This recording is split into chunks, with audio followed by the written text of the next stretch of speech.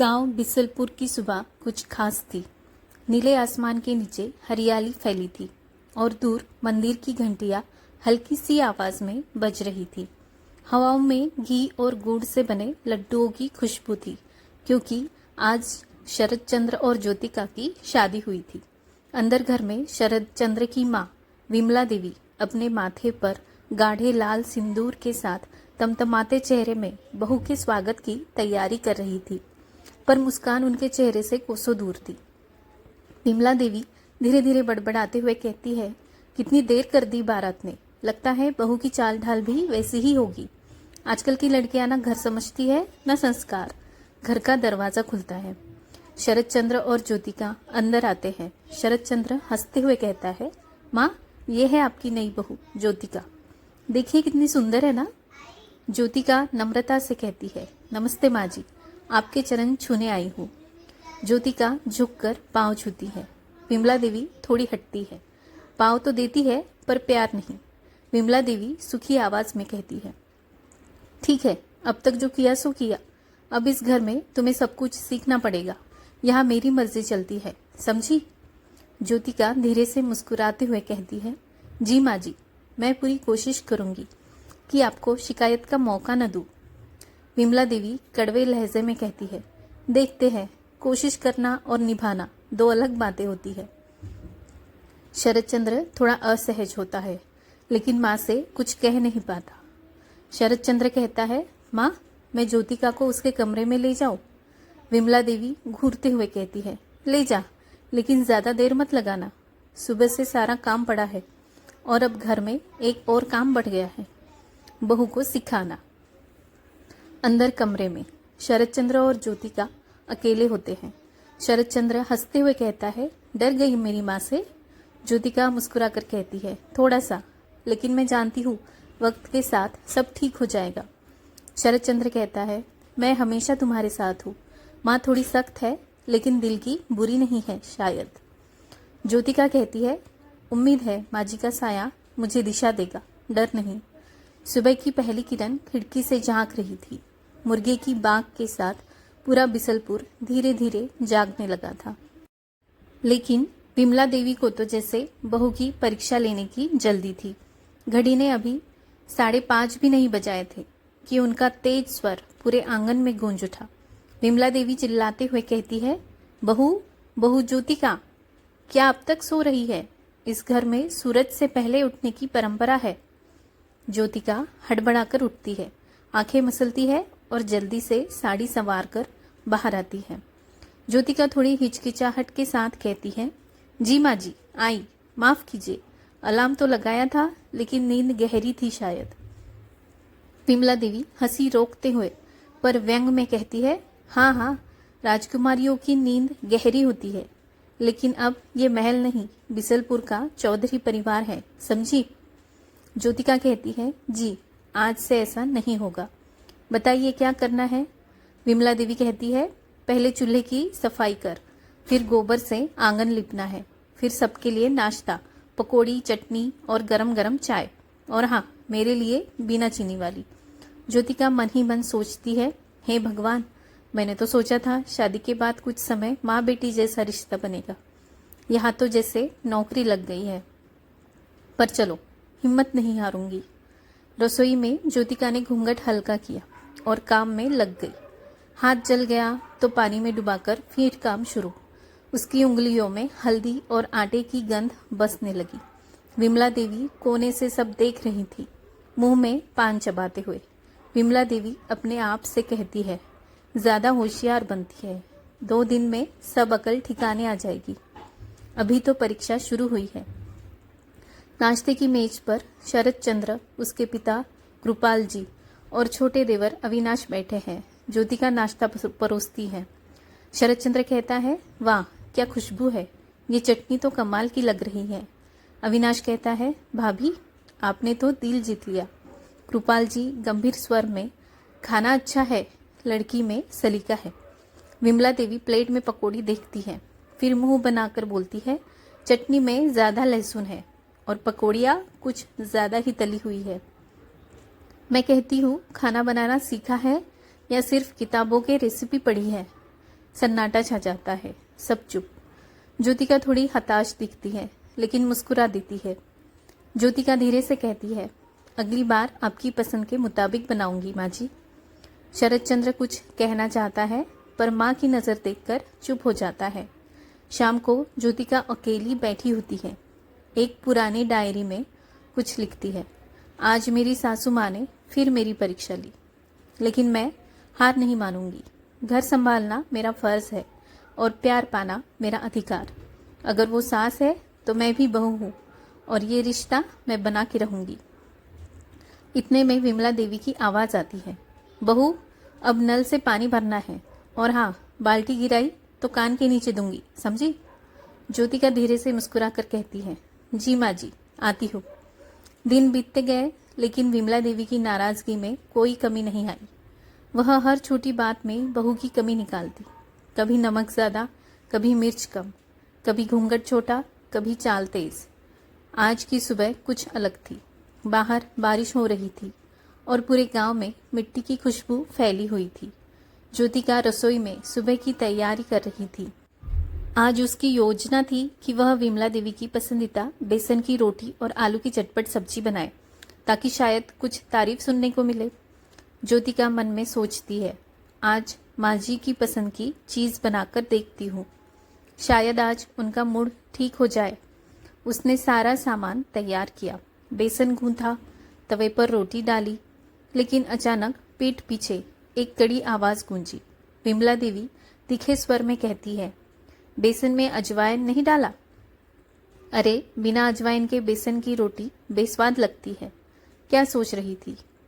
ज्योतिका हड़बड़ाकर कहती है, माँ जी मैंने शायद भूल गई, अभी डाल देती हूँ। विमला देवी गुस्से में कहती है, भूल गई तो अब भूल भूल कर सारा खानदान जहर खिलाएगी क्या? ये रसोई कोई खिलवाड़ की जगह नहीं है।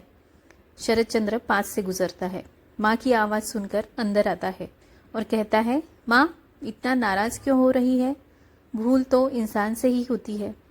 मैं तो खा ही रहा हूँ, रोटियाँ बहुत अच्छी बनी है। विमला देवी घूरते हुए कहती है, हाँ तू तो अब अपनी बीवी की तरफदारी करेगा ही। शादी के बाद बेटा माँ का नहीं रह जाता, ये तो जानती हूँ। ज्योतिका धीरे से कहती है, माँ जी मैं सच में कोशिश करती हूँ पर कभी कभी गड़बड़ हो जाती है, माफ़ कीजिए। विमला देवी तानों में कहती है, माफ़ी से कुछ नहीं होता। इस घर की इज्जत काम से बनती है, बहानों से नहीं। बाद में रात को ज्योतिका रसोई की सफाई कर रही थी, तभी उसकी ननद नीलम गांव से आई। नीलम गले लगते हुए कहती है, भाभी कैसी हो? तुम्हारी बहुत तारीफ सुनी है, लेकिन माँ से डर लगता है। ज्योतिका हल्की मुस्कान के साथ कहती है, मैं ठीक हूँ नीलम, माँ जी थोड़ी सख्त ज़रूर है, पर मुझे लगता है कि उनके दिल में कहीं न कहीं प्यार भी छुपा है। नीलम हंसकर कहती है, प्यार? माँ में? जब मैं यहाँ थी तब तो उनकी आंखें देखकर ही सांस अटक जाती थी। विमला देवी दूर से देख रही थी लेकिन कुछ बोलती नहीं। पहली बार उनके चेहरे पर एक हल्की सी असमंजस की झलक थी। रात में विमला देवी अपने पति कृपाल जी से बातें कर रही थी। विमला देवी कहती है, देखो जी, बहू को हर काम ठीक से करना चाहिए, नहीं तो घर कैसे चलेगा? कृपाल जी कहते हैं, बिल्कुल, लेकिन थोड़ा प्यार भी दिखाओ। हर दिन ताने देकर लड़की टूट जाएगी, और ये लड़की मुझे सच्ची लगती है। विमला देवी चुप होकर सोचती है, फिर करवट बदल लेती है। क्या सच में मैं ज़्यादा सख्त हो रही हूँ? ज्योतिका की डायरी में अगली प्रविष्टि। आज माँ जी ने फिर डांटा, लेकिन शरद चंद्र का साथ मिला। नीलम भाभी बनकर आई, थोड़ी राहत मिली। लगता है मेरी कोशिशें माँ जी के दिल तक पहुँचाना शुरू हो गई है। मैं हारूंगी नहीं जब तक इस घर में मेरी मुस्कान एक आदत न बन जाए। सुबह का समय था, घर में हलचल थी। बारिश के बाद की नमी और मिट्टी की खुशबू पूरे आंगन में घुली हुई थी। लेकिन उस दिन कुछ अजीब था। विमला देवी का मूड और भी ज़्यादा चिड़चिड़ा था। शायद रात को नींद ठीक नहीं आई थी या कोई पुरानी याद ने उन्हें बेचैन कर रखा था। ज्योतिका सुबह 5:30 बजे चाय बनाने की तैयारी में थी। विमला देवी जैसे ही उठी तेज आवाज़ में कहती है, अरे बहू, चाय बनी या नहीं अभी तक? दिन भर की सुस्ती सुबह से शुरू हो जाती है तुम्हारी। ज्योतिका धीरे से कहती है, माँ जी चाय चढ़ा दी है, बस 2 मिनट में आ जाएगी। विमला देवी तिरस्कार से कहती है, तू बस यही बोलती है 2 मिनट। तू क्या समझती है मैं फालतू बैठी रहती हूँ? बूढ़ी हूँ इसलिए ताने सुनने को ही रह गई है। ज्योतिका कड़वी बातों को निगलते हुए कहती है, ऐसा मत कहिए माँ जी, मैं बुरा ध्यान रखती हूँ। विमला देवी गुस्से में चाय की केतली उठाकर फर्श पर पटक देती है। पूरे ध्यान से यही बनती है चाय, इसमें तो दूध ही फट गया है, अब दूसरी बना।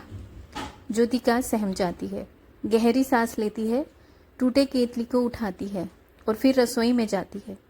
लेकिन उसकी आंखों में पहली बार आंसू नहीं, क्रोध है। कुछ देर बाद शरतचंद्र, कृपाल जी, अविनाश और नीलम बैठकर नाश्ता कर रहे हैं। तभी ज्योतिका वहां आती है और कुछ कहती है जो सभी को चौंका देता है। ज्योतिका साफ आवाज में कहती है, माँ जी आज मैं कुछ कहना चाहती हूँ। विमला देवी कप में चाय डालते हुए कहती है, तू क्या कहेगी, पहले काम तो सीख ले। ज्योतिका दृढ़ स्वर में कहती है, मैं हर रोज 5 बजे उठती हूँ, पूरे घर का काम करती हूँ, बिना शिकायत के सब सहती हूँ। लेकिन आज आपने जो किया, चाय की केतली फेंकी, मेरी मेहनत को जमीन पर गिरा दिया, वो मेरा अपमान था माँ जी, और अब मैं चुप नहीं रहूंगी। कमरा सन्नाटा हो जाता है, सबकी नजरें चौकन्नी हो जाती है। शरतचंद्र धीरे से कहता है, ज्योतिका क्या हुआ, तुम ठीक हो? ज्योतिका थोड़ा भावुक होकर कहती है, हाँ शरतचंद्र मैं ठीक हूँ, लेकिन माँ जी का ये व्यवहार ठीक नहीं है। हर रोज ताने, हर रोज डांट। मैं कोई नौकर नहीं, इस घर की बहू हूँ। कृपाल जी गंभीर होकर कहते हैं, विमला अब बहुत हो गया, बहू ने कुछ गलत नहीं कहा, तू उसकी मेहनत को क्यों बार बार छोटा करती है? विमला देवी हक्का बक्का होकर कहती है, तो अब सब मेरे ही खिलाफ हो गए, ये लड़की मुझे सिखाएगी अब। नीलम धीरे से कहती है, माँ भाभी सही कह रही है, आप बहुत सख्त हो गई है, प्यार से भी समझाया जा सकता है।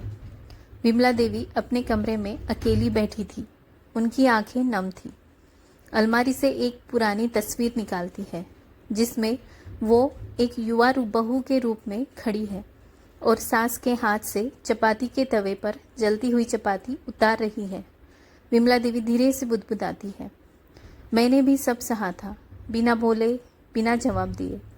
शायद इसलिए मैं आज बहुओं से चुप्पी की उम्मीद करती हूँ। उनकी आंखों से आंसू टपकते हैं। ज्योतिका की डायरी में रात को, आज मैं पहली बार बोली, डर नहीं लगा क्योंकि मेरा आत्मसम्मान जिंदा था। शरतचंद्र ने मेरा साथ दिया, नीलम ने भी। शायद माँ जी को भी पहली बार मेरे दर्द की आवाज़ सुनाई दी हो। मैं बदतमीज नहीं बनी, बस खुददार बनी। ज्योतिका की मुखरता ने पूरे घर का वातावरण बदल दिया था। विमला देवी जो अब तक हर किसी पर हावी रहती थी, पहली बार अंदर से हिल चुकी थी। उनके चेहरे पर खामोशी थी, लेकिन आंखों में कुछ ऐसा था जिसे शब्द नहीं दे पा रही थी। गुस्सा, शर्म, दर्द या शायद पछतावा। सुबह का समय, आंगन में विमला देवी बैठी है। नीलम उनके पास आती है और चुपचाप बैठ जाती है। नीलम कहती है, माँ आज कुछ कहिए ना, कल रात से चुप है आप। विमला देवी थोड़े रूखे स्वर में कहती है, क्या कहूँ, अब तो बहू लोग ही घर चलाएंगी, सासें तो बस गलती की मूर्त बनकर बैठी रहेगी। नीलम धीरे से कहती है, माँ आपने जो सहा वो ज़रूरी नहीं कि सबको सहना पड़े, भाभी ने कुछ गलत नहीं कहा था। विमला देवी थोड़ा भावुक होकर कहती है, मैंने भी तो अपनी सास से ताने सुने, थप्पड़ तक खाए, एक दिन भी पलटकर जवाब नहीं दिया, पर आज की बहू चाय के लिए ही आवाज़ उठा बैठी। नीलम कहती है, वो चाय नहीं थी माँ, वो उसका आत्मसम्मान था। विमला देवी चुप हो जाती है, कुछ कहती नहीं, लेकिन उनका मन बेचैन था। इस घटना ने उनके भीतर एक लंबा चल रहा सन्नाटा तोड़ दिया था। दूसरी ओर ज्योतिका रसोई में, आज वह पहले से ज़्यादा चुप थी। उसने सारा काम वैसे ही किया जैसे हमेशा करती थी, लेकिन चेहरे पर मुस्कान नहीं थी। उसकी चुप्पी ने सैकड़ों सवाल थे। क्या मैंने कुछ गलत किया? माँ जी मुझसे और दूर हो जाएंगी क्या? शरतचंद्र उसके पास आता है और प्यार से कंधे पर हाथ रखता है। शरद चंद्र कहता है, ज्योति, मैं जानता हूँ तुम पर क्या बीत रही है, लेकिन तुमने जो किया वो सही था। मैं तुम्हारे साथ हूँ। ज्योतिका धीरे से मुस्कुराकर कहती है, शायद सही था, लेकिन माँ जी के लिए बहुत बड़ा झटका था। मुझे डर है कि कहीं वो मुझसे और नफरत न करने लगे। शरद चंद्र कहता है, नफरत नहीं, माँ को समय लगेगा ये समझने में कि रिश्तों में डर नहीं, सम्मान होना चाहिए। कमला देवी की रात अकेलेपन से भरी हुई पलंग पर बैठी थी। खिड़की के बाहर चांद की हल्की रोशनी थी। उन्होंने धीरे से अपनी पुरानी संदूक खोली, जहां उनके मायके की चीजें रखी थी। एक पुराना दुपट्टा, एक कंगन और एक पुराना पत्र जो उनकी माँ ने लिखा था। पत्र में लिखा था, बिटिया, दुनिया तुझसे चुप रहने की उम्मीद करेगी, लेकिन अगर कभी तेरा दिल रोए और जुबान चुप रहे तो समझ लेना कि तू खुद से दूर हो रही है। हक से मांगना, प्यार से बोलना और जहाँ ज़रूरत हो वहाँ आवाज़ उठाना। बस ध्यान रखना, कठोर मत बन जाना। माँ बनने पर औरत का सबसे बड़ा इम्तिहान होता है इंसानियत न खोना। विमला देवी की आंखें भर आई। विमला देवी धीरे से खुद से कहती है, क्या मैं वही बन गई हूँ जिससे मेरी माँ ने मुझे बचाने को कहा था। अगले दिन विमला देवी और ज्योतिका आमने सामने। ज्योतिका रसोई में कुछ पकोड़े तल रही थी। तभी विमला देवी चुपचाप वहां आकर खड़ी हो जाती है। विमला देवी धीरे से कहती है, अजवाइन डाला है? ज्योतिका हैरानी से कहती है, जी माँ जी। विमला देवी कहती है, अच्छा किया, पकोड़ों में स्वाद वही से आता है। ज्योतिका कुछ समझ नहीं पाई। क्या ये तारीफ थी? विमला देवी थोड़ी देर चुप रहकर कहती है, कल जो तूने कहा वो मुझे चुभा, लेकिन गलत नहीं लगा। तू बहू है लेकिन इंसान भी है और हर इंसान को इज्जत मिलनी चाहिए। ज्योतिका आंखों में आंसू लिए कहती है, माँ जी, मैं सिर्फ आपका प्यार चाहती हूँ। आपकी डांट में भी स्नेह हो तो मुझे मंजूर है, लेकिन अपमान। विमला देवी बात काटते हुए कहती है, नहीं, अब नहीं। तू डटी रही, लेकिन तूने मर्यादा नहीं तोड़ी। तुझमें मेरी बेटी जैसी झलक दिखती है। उस रात सभी साथ बैठकर खाना खा रहे थे। विमला देवी ने पहली बार अपने हाथ से ज्योतिका की थाली में सब्जी परोसी। विमला देवी सभी के सामने कहती है, अब इस घर में बहू सिर्फ रोटियां नहीं बनाएगी, अपना मन भी कहेगी, और मैं उसकी माँ बनूंगी, सास नहीं। पूरा परिवार मुस्कुराता है। कृपाल जी की आंखों में गर्व है। नीलम ताली बजाती है और शरद चंद्र ज्योतिका की ओर देख मुस्कुराता है। ज्योतिका की डायरी में लिखा गया पन्ना, आज माँ जी ने मुझे बहू नहीं बेटी कहा। मेरे सब्र, मेरे आंसू और मेरे आत्मसम्मान को आखिरकार शब्द मिले। रिश्ते तब ही बदलते हैं जब हम डर की दीवारें गिराकर दिल की खिड़कियां खोलते हैं। मैं जीत गई क्योंकि मैंने किसी को हराया नहीं, बल्कि अपना बना लिया। अब घर का माहौल काफी बदला हुआ था। विमला देवी और ज्योतिका के बीच एक अनकहा रिश्ता पनपने लगा था। सास बहू से ज्यादा अब वो माँ बेटी सी हो गई थी। ज्योतिका को अब डांट नहीं पड़ती थी, बल्कि सलाहें मिलती थी। शरद चंद्र और बाकी परिवार भी अब चैन की सांस ले रहे थे। एक दिन दरवाजे पर अचानक शोर होता है। गांव की औरतें आंगन में जमा हो जाती हैं।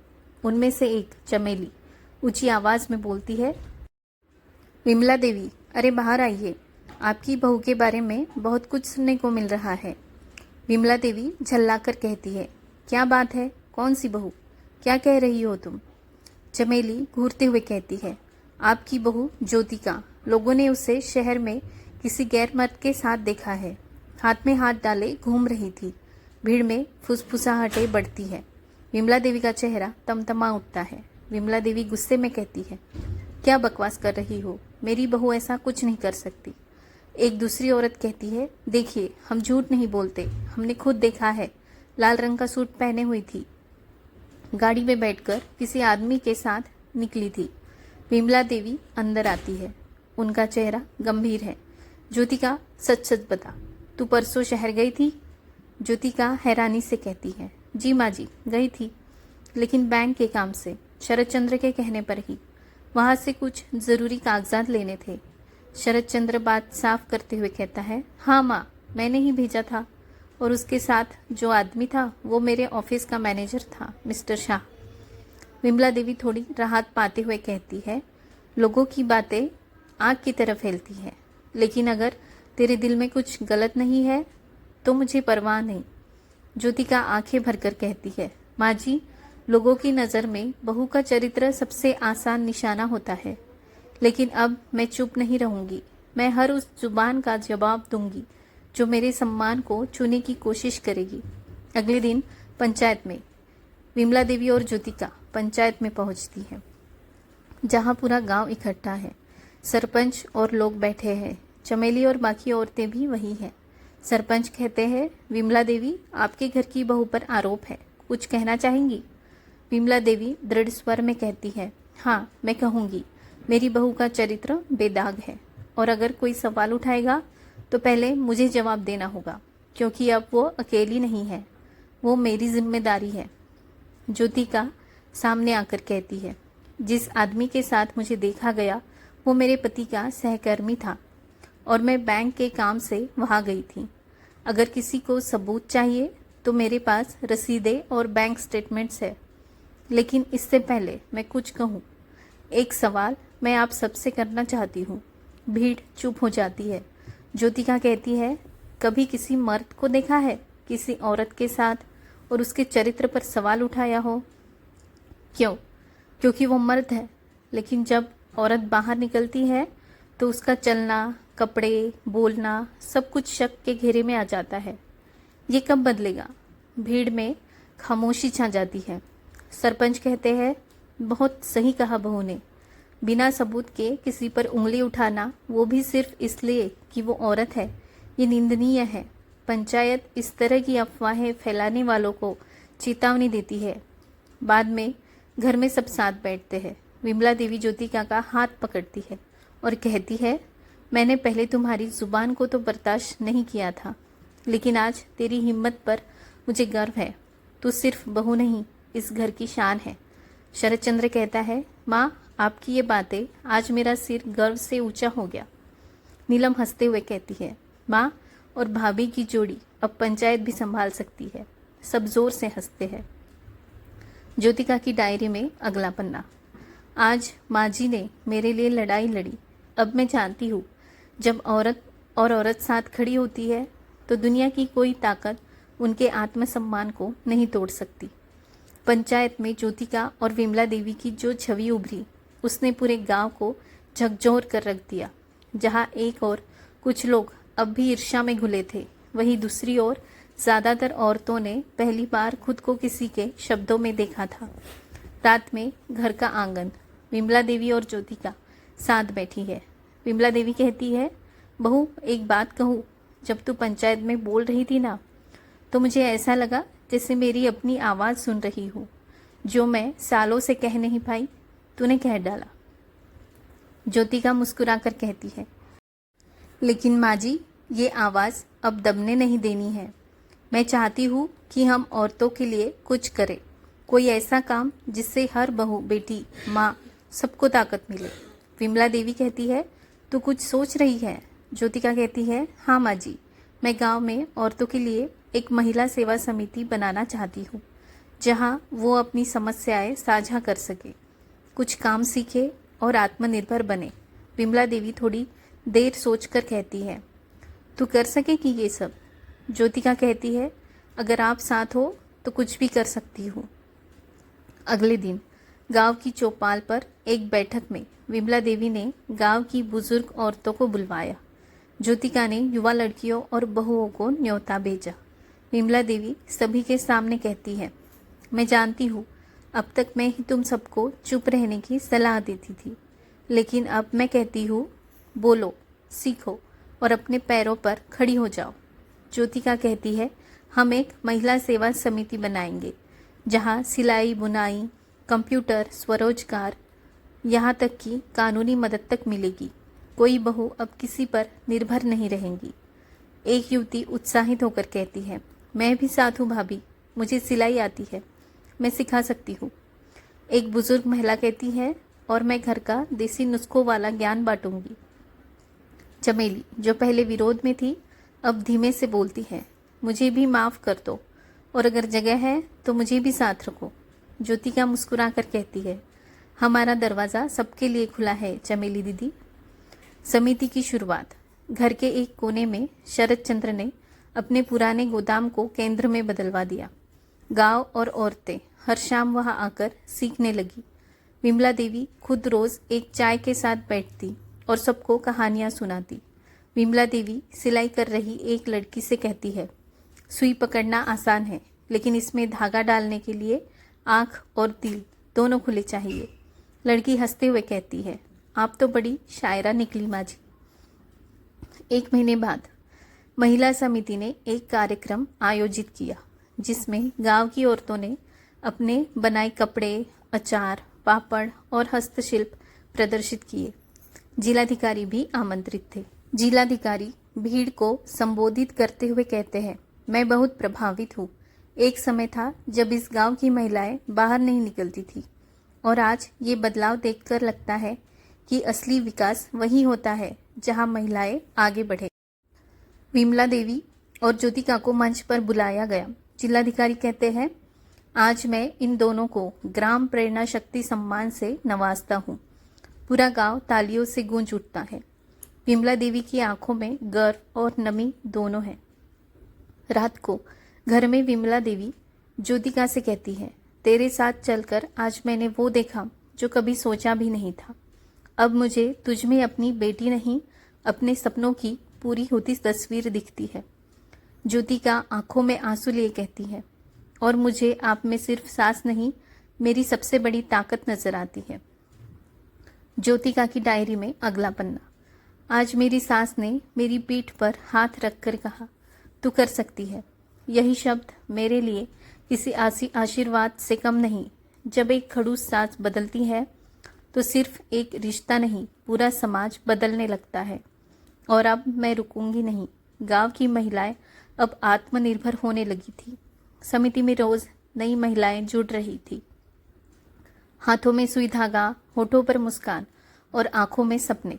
सब कुछ बदल रहा था, पर जो बदलाव औरतों के जीवन में रोशनी बनकर आया था, वही कुछ पुरुषों और गांव के पुराने सरपंच के लिए चुनौती बन गया। गांव की बैठक। रात को पंचायत घर में सरपंच रघुवीर सिंह गंभीर होकर कहते हैं, ये क्या हो रहा है गांव में? औरतें अब रोज इकट्ठा होती है, भाषण देती है, बुलेटिन बनाती है। ये सब गांव की परंपराओं के खिलाफ है। दूसरा आदमी कहता है, हाँ सरपंच जी, मेरी औरत तो अब हर काम में सवाल पूछती है, पहले की तरह अब बात नहीं मानती। तीसरा आदमी कहता है, और अब तो जिलाधिकारी तक इन्हें सम्मान देने लगे हैं। लगता है अगली बार चुनाव में ये औरतें हमें ही हरा देंगी। रघुवीर सिंह दांत पीसते हुए कहता है, अब समय आ गया है कि इनकी उड़ान को थोड़ा काटा जाए। इस समिति को बंद करवाना होगा। दूसरे दिन समिति केंद्र पर विमला देवी और ज्योतिका नई महिलाओं का स्वागत कर रही थी। तभी एक सरकारी चिट्ठी लेकर डाकिया आता है। ज्योतिका बहन, ये नोटिस आपके नाम है, तहसील से आया है। ज्योतिका पढ़ते हुए चौंकती है। यह क्या? बिना अनुमति सार्वजनिक संस्था चलाने का उल्लंघन, केंद्र को बंद करने का आदेश। विमला देवी गुस्से से कहती है, ये जरूर रघुवीर सिंह की चाल है, लेकिन अब हम झुकने वाले नहीं। घर में रात को सब साथ बैठते हैं। शरद चंद्र कहता है, ज्योतिका, कानूनी कार्रवाई का डर दिखाकर ये लोग समिति को बंद करना चाहते हैं। नीलम कहती है, भाभी, हमें चुप नहीं बैठना चाहिए। हम सब महिलाएं तहसील चले, हम इस समिति को रजिस्टर करवाते हैं। विमला देवी दृढ़ स्वर में कहती है, इस बार माँ और बहू अकेली नहीं, पूरा गांव साथ चलेगा। देखना, अब खड़ूस सास का गुस्सा समाज के लिए ताकत बनकर उभरेगा। अगले दिन तहसील कार्यालय में करीब 50 महिलाएं ज्योतिका और विमला देवी की अगुवाई में तहसील पहुंचती हैं। सबके हाथों में फाइलें और सिर ऊंचा। तहसीलदार हैरानी से कहता है, इतनी महिलाएं, क्या बात है?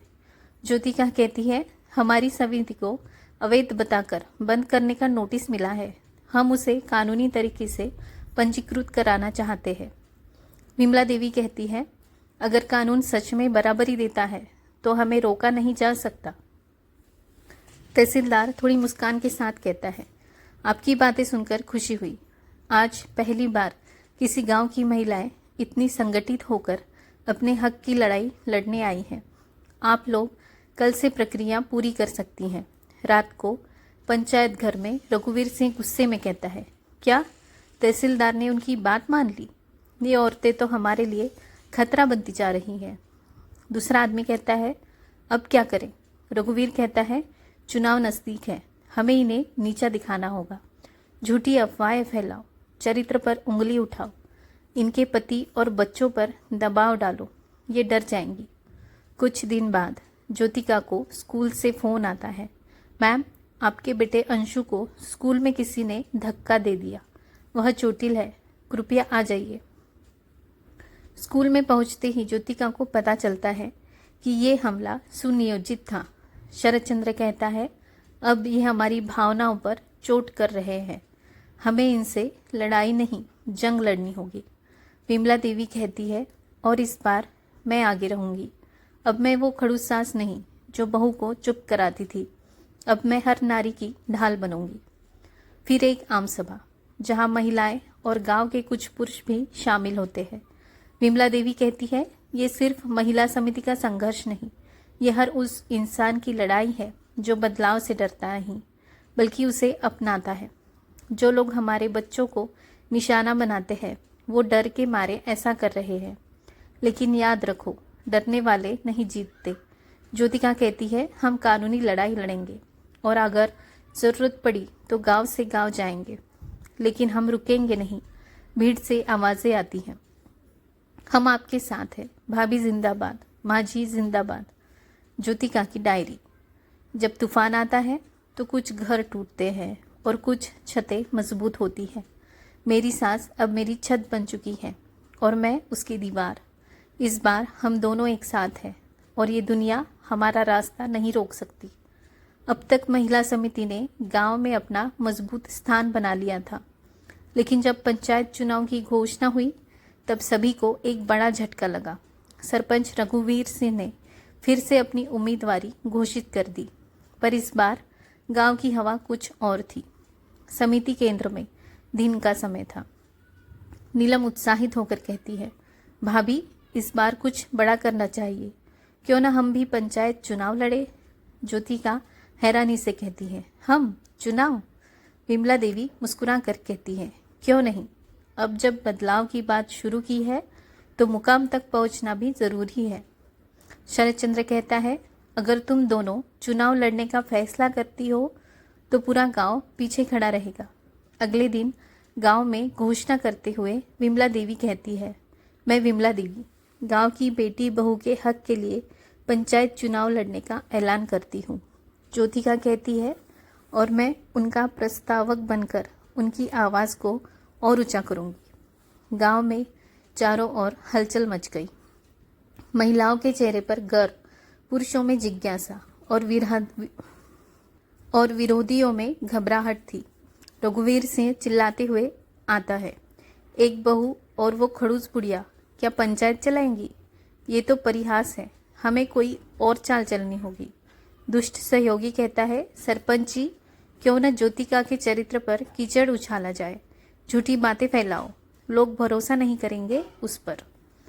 रघुवीर मक्कारी से मुस्कुराकर कहता है, शानदार योजना है, इन औरतों को तोड़ने का यही सही तरीका है। कई दिनों तक गांव में अफवाहें फैलने लगी थी हैं। अरे वो ज्योतिका, उसकी शहर में भी कोई जान पहचान थी। सुना है शरद चंद्र को छोड़कर वापस जाना चाहती थी।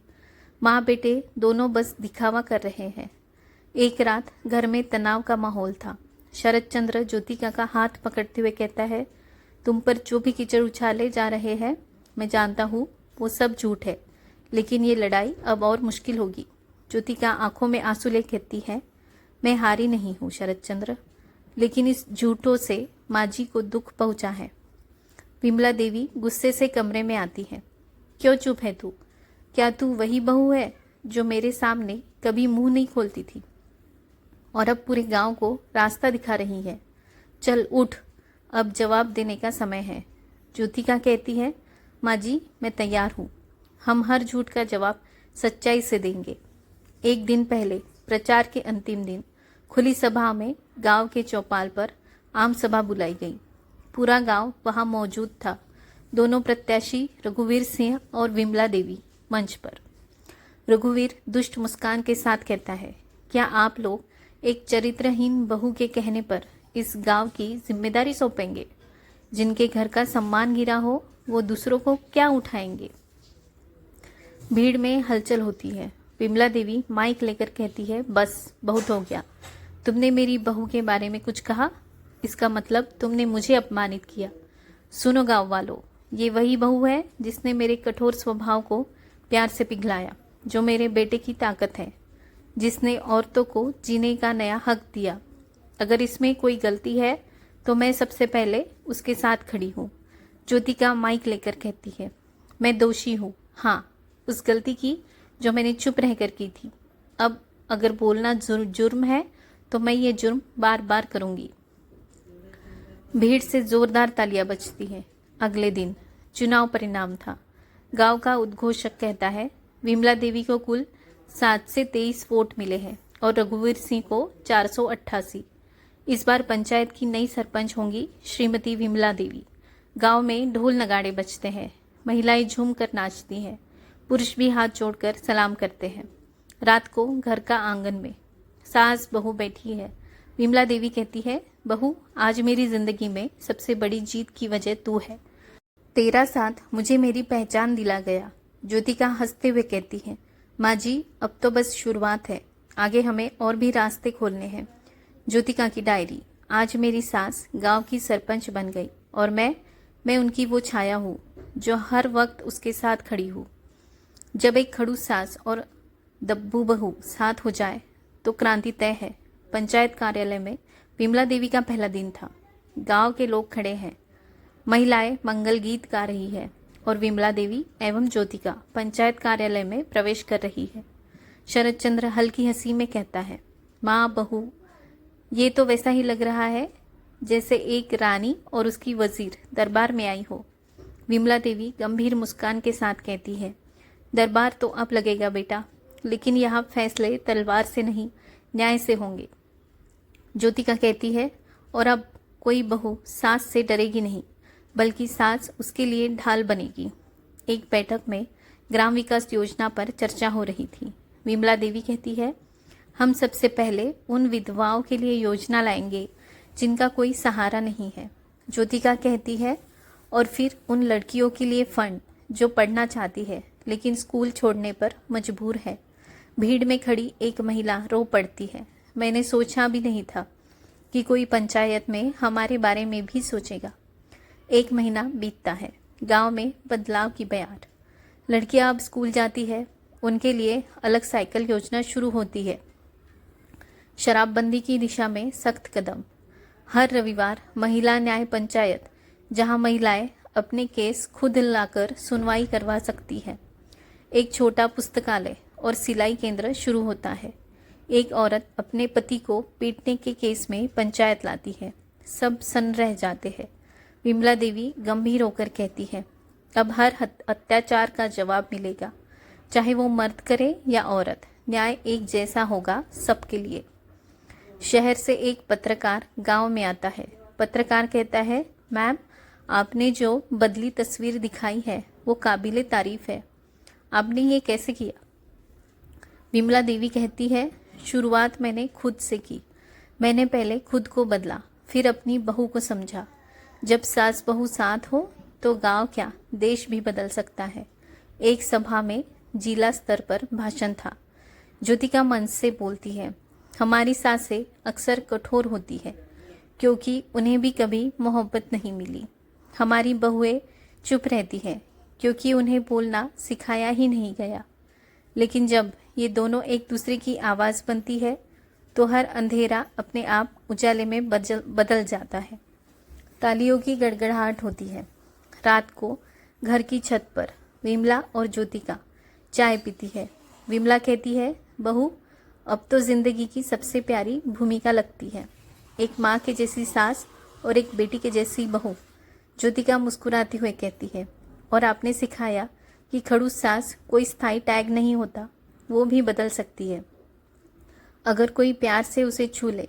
गांव की एक नई बहू अपने घर आती है। वो डर डर के रसोई में घुसती है तो उसकी सास उसे रोक लेती है।